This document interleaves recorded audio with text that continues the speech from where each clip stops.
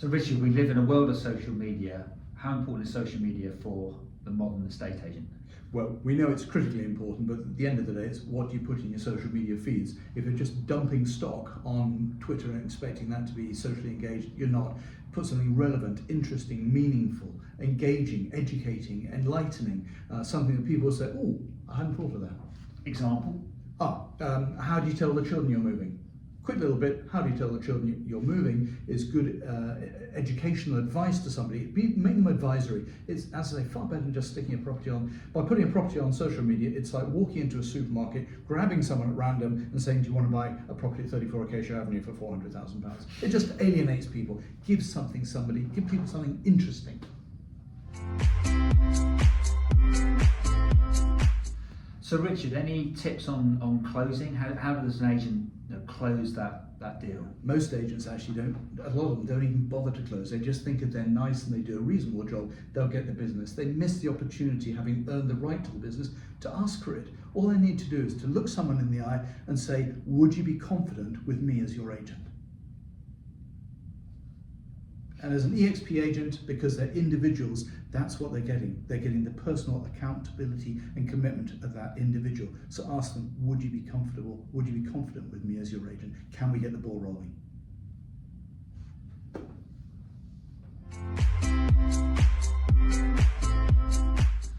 So Richard, one of the challenges for a new EXP agent is getting stock, getting houses, prospecting. Any tips on prospecting? Yeah, I call it breeding. I think Breeding. every listing, every instruction should breed another two. So when you get a listing, you should be mailing everybody in the area saying, we've just listed a property, we've listed a property in your street, now would be a good time to list yours as well, because very often one property will help to sell another. So that's giving someone a real reason to come to market. So be sophisticated. There's so many ways of doing prospecting really, really well. You just got to think about it a little bit deeper than just sending out regular, do you want to sell your house, free valuation type of stuff.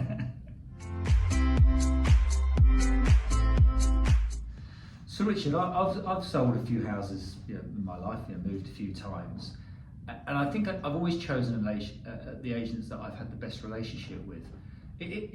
Estate agency is a relationship business, isn't it? Yes and no. Most estate agents are really good at relationships. Yeah. It's so important. And yet the research suggests that of the top performing estate agents, only 7% are regarded as relationship builders. 39% are challengers.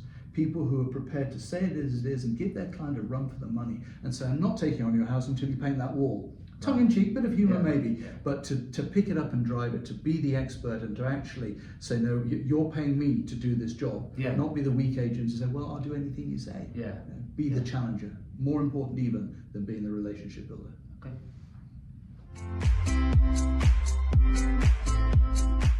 How important is expertise when choosing an estate agent? I think people are very much attracted to the agent that they have confidence in, for sure, but that agent needs to demonstrate that expertise. There's no point just being nice and just being pleasant and good empathy and good relationships and all that kind of thing. You need to demonstrate that you're the expert, and very often the British are not very good at that. They think it's a little bit boastful, but demonstrate your expertise and you'll give confidence to the person who's considering appointing you. There are lots of nice agents out there. Be the nice agent who is also the professional expert that you would want to do business with.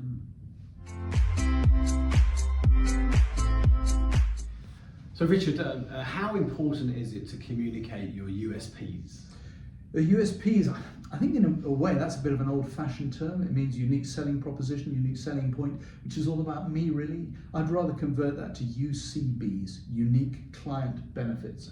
So anything that we might consider to be a USP, let's flip it around. So what's a benefit to the client and rephrase it in a way that is attractive to the client rather than me just trying to flog something to them.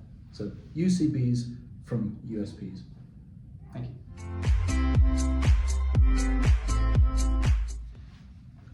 So we were chatting earlier, Richard, about the use of the word because, and I noticed you had more to say on Yeah, what's that? What's no, going on I there? think it's a really useful word actually when used strategically, because it's useful for persuading people and in negotiations and things. Because it's a very effective word. So what it does, it justifies what you're trying to explain to somebody. So you might say, instead of just asking them for their business, you could say, I'm going to recommend you put your house on the market now because we've just listed another one similar to it, and the two would actually market very well together. So not just out of the blue saying, I want your business, you're saying, actually, this could be good for you because you've given them a reason. Yeah. We hear the phrase social proof a lot. What does it mean in the context of an estate agent's work? I think it can be harnessed really effectively here, because people are like sheep, you know, and they'll do what other people do. And if you can harness this concept into your conversations with people, and you can say, for example, oh, well, you know, so many people are coming to market at the moment in order to take advantage of the London